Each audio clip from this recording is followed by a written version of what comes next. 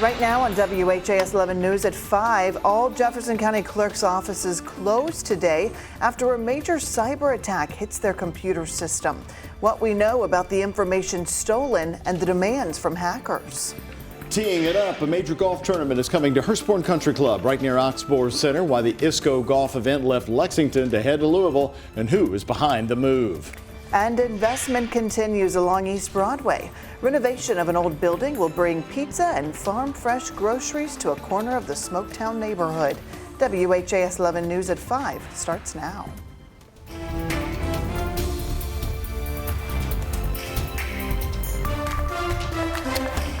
Right now, tonight at 5, the latest on a developing story. Shut down, offices closed all over town. The Jefferson County clerk's files are being held hostage tonight by a ransomware attack. Hackers have access to information stored right in the clerk's office system. They're demanding money from the government office that touches so many of our lives.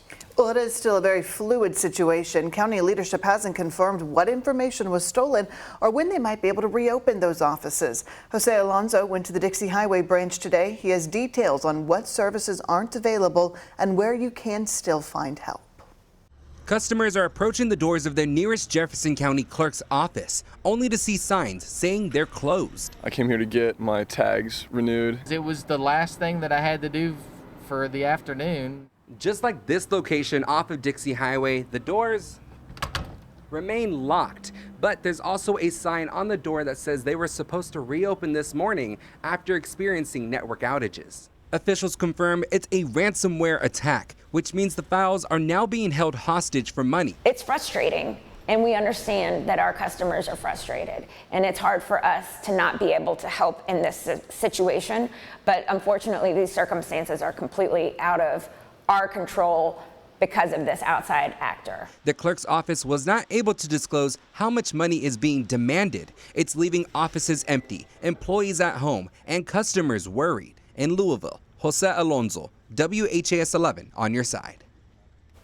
Well, it is important to know customers can still mail in documents or leave them at any official drop box. You can also use their website to look at any records that are already in their system.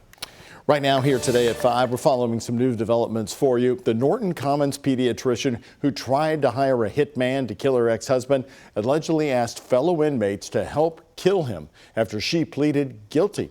Dr. Stephanie Russell pleaded guilty to murder for hire and stalking back in April, according to a sentencing document filed by the prosecution. One day after Russell took the plea deal, she was trying to find another person to kill her ex-husband. The prosecution alleges Russell sent a letter to a fellow inmate's boyfriend with information about where her ex lived and other personal information about him. At this time, the prosecution is not moving to withdraw the plea agreement. Instead, they say she should be sentenced to 12 years, the higher end of that possible sentence. A memo from the defense argues the allegations shouldn't be taken into consideration for sentencing until the court reviews the evidence. Russell is scheduled to be sentenced coming up here pretty soon on July 31st. And in southern Indiana, 2 people are in the hospital after a shooting in New Albany last night. Police say it happened right around 7 on Culbertson Avenue. Officers found one man shot on scene. He was taken to a hospital in Louisville. Another man also involved showed up to Baptist Floyd Hospital on their own. He was then taken to the hospital in Louisville. New Albany police tell us they have everyone involved in this case in custody. And an update now on the ambulance issues in southern Indiana. A new name entered the ambulance coverage conversation in Clark County today. Heartland Ambulance, based in Muncie, Indiana. The county is considering bringing Heartland on for a 3-month contract because of the New Chapel EMS staffing issues. The EMS subcommittee is recommending a trial period where both Heartland and New Chapel will cover the county. Heartland's asking for over $100,000 per month to provide 4 advanced life support certified ambulances. New Chapel will provide at least 2 units. Clark County Health Officer Dr. Eric Yazel said if the county can pay for it, he thinks this is the best plan. I think this is going to be welcome news for some people. I think there'll be some frustration out there because they'll say, you know, if our tax money was managed the right way the first time, we wouldn't have to do this, you know, and I think that's a fair criticism. Clark County Commissioner Brian Glover says they will most likely vote on this proposal on August the 1st. That is also the day they want the new contract to go into effect. The story developing today, we learned that a 15-year-old has now been arrested in connection to a targeted shooting, according to police, that happened right after the fireworks ended at this year's Thunder over Louisville in April. Now, the teenager is charged with assault and was arrested without incident, according to Metro Police.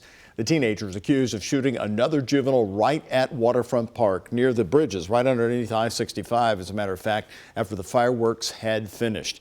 LMPD investigators believe that teenager and the victim knew each other, and again, that this was a targeted shooting.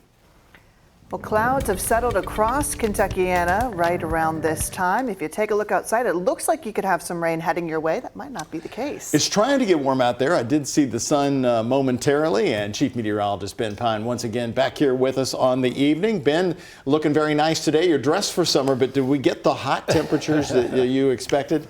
You know what? It just all depends on location. Indiana actually hotter where we've had more sunshine there, but over much of Kentucky we've had more cloud cover, so not as hot. In fact, as we look at the temperatures right now, 83 and 84, about 5 degrees below normal for this time of the year. But as you look north where it's been sunnier, 89 in Seymour, Indiana, and Scottsburg at 87. Then when you've had some rain around, it's even cooler, down to 73 right now in Litchfield and Bardstown at 73 degrees. So there you can see that rain chance a little bit better off to the south. Just a couple little tiny showers kind of on the either side of the Bluegrass and Western Kentucky parkways. Had a good downpour right over the top of Elizabethtown in Hardin County just about a half hour ago. That's now right on the county line with LaRue County, and then a little shower as well north of Eastview, southern Bollier County, north of Lebanon Junction. A little rain there, and then some sprinkles over Adair County. That's about it. Most of the area is dry. Most of the area will stay dry. Futurecast picking up very well where we have a little bit of that activity, and it makes it fade away as we head towards sunset and we lose that daytime heating.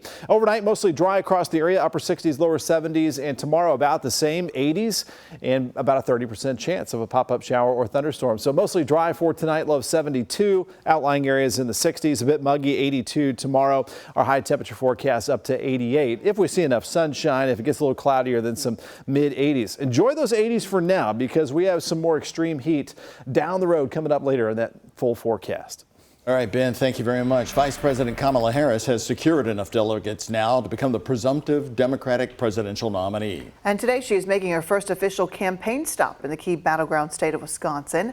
Harris's team says the campaign raised more than $81 million in the 24 hours after Biden dropped out. It is the largest haul in campaign history. During a speech at the now Kamala headquarters in Wilmington, previously Biden's campaign headquarters, Harris pitched this election as one between a former prosecutor and a convicted felon. Those roles I took on perpetrators of all kinds. Predators who abused women. Fraudsters who ripped off consumers. Cheaters who broke the rules for their own gain. So hear me when I say, I know Donald Trump's type. Again, Kamala Harris speaking there yesterday. Now across the aisle, Republicans are keeping Harris and Biden linked together. J.D. Vance calling the Democrats' change in the ticket anti-democratic while going after the party's new rival. Kamala Harris is a million times worse, and everybody knows it. President Biden will address the nation in prime time tomorrow night from the Oval Office, explaining why he's stepping away from the campaign and what he hopes to focus on for the remainder of his term. Vice President Kamala Harris will be in Indianapolis tomorrow, and WHAS 11 News will have a crew at her event. You can watch our coverage. Just make sure you've downloaded the WHAS 11 app. Meantime, speculation over who Kamala Harris will be choosing as a running mate grows by the day. And according to ABC News today, citing sources, Andy Beshear remains very much in the mix. ABC is reporting Beshear, along with other potential VP candidates, have been asked to submit materials as part of their vetting process. Isaiah Kim Martinez and senior photojournalist Alyssa Newton are following the development. So, Isaiah, now we know you're also getting some Republican reaction today. Well, Shay, Doug, we are. And first, I do want to address, of course, we are trying to independently confirm through Beshear's team some of that reporting from ABC News. Meanwhile, Kentucky Secretary of State Michael Adams, who I talked to today, called the governor's recent network TV appearances auditioning to be the next vice president. And while it's unclear if Andy Beshear will be picked, we got clarity on what would happen if he were to leave his seat. What's your take on the governor's name continuing to be in that VP conversation? Because you called it several weeks ago with me. Well, number one, I wish the governor well as he's auditioning to be the next vice president of the United States. I think it looks good for Kentucky to have a Kentucky candidate, a Kentucky politician in the conversation. As Vice President Kamala Harris's vetting process of Governor Andy Beshear as a potential running mate appears to be in full swing, reaction continues to pour in. Is he a viable candidate? I do think he's in the mix. I'm hearing that from Washington. I have no idea who will get it. The Democrats would know better than I do. But I can certainly see their case. Their case would be, here's the one Democrat in America that won the votes out of 1 out of 8 registered Republicans in a Trump plus 25 state. That's got to at least get their attention, I would think. People voted for him and voted for you. Sure. On the same ballot. Sure they did. Yeah. We sat down with Republican Kentucky Secretary of State Michael Adams. He thinks Beshear is in the hunt because of his messaging abilities and a sense of balance he'd provide to the ticket. What would your pitch be to Kamala Harris? Like, here's what he brings to a ticket. I asked him the same question yesterday. Well, I'm not sure I want to give him up just yet, but if I were going to make a pitch for him, I would say what I've always said about him, and that's that he has been the governor that treats every Kentucky family as his own, and certainly we need more of that in the political world.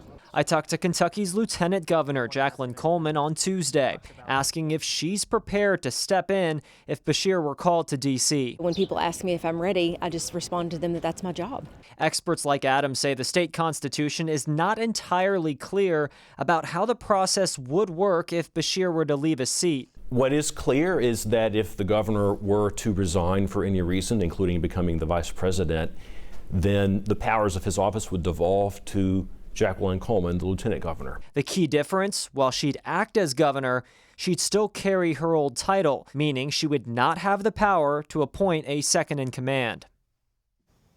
And Adams added if this were to happen, there could be lawsuits from Republicans pushing for an election in 2026 to shorten her term. But without that, his understanding is she would serve the remainder of Beshear's term. That's through the end of 2027. Again, this all remains hypothetical for now. Doug. Isaiah, thank you. Also new here tonight at 5 o'clock, JCPS has updated us on the TARC drivers who will now be driving JCPS school buses this school season. The decision comes nearly 1 year after the disastrous start on day one of school last year. Now JCPS says their bus teller portal combined with additional drivers will leave all of those troubles in the past. Gabriel Gonzalez and our photojournalist Emma Gefter have this new information. So we will take as many drivers as we can get. The new plan to convert TARC bus drivers to school bus drivers is hitting the road. Today, TARC drivers took all the necessary tests to obtain the proper license. As they have to get their S-Class permit and then go through the Kentucky School Bus Curriculum Training, the classroom component, and then the road test. Currently, TARC drivers use a CDL or a commercial driver's license. In order to get the necessary license, they needed a little help from the state. The goal of the Driver's Testing Branch event today is to ensure the testing and licensing of qualified school bus drivers to safely transport the students at JCPS. Now, this specific bus is 1 out of 34 buses. Now, that is out of 1,000 buses. That's according to JCPS. Now, all of those TARC drivers have to get familiar with this bus. We're very glad to be a part of a solution that helps solve a community problem. So I believe everyone's just very grateful to be here today and helping to make solve a problem that's a community issue. Through the new bus teller portal, parents and guardians are able to see which bus stop is assigned to their child. JCPS says the information will be updated daily. One parent says the portal is easier this year. I mean, it was pretty seamless to get on there. Just give my email address and the kid's date of birth, and it pulls up all my children and gives me all their bus stops. Don't need to put in my address or anything like that. So, I mean, it was probably a little bit easier to access than the bus finder was last year. This year, our drivers are running routes today. They have the opportunity to run their routes every day this week.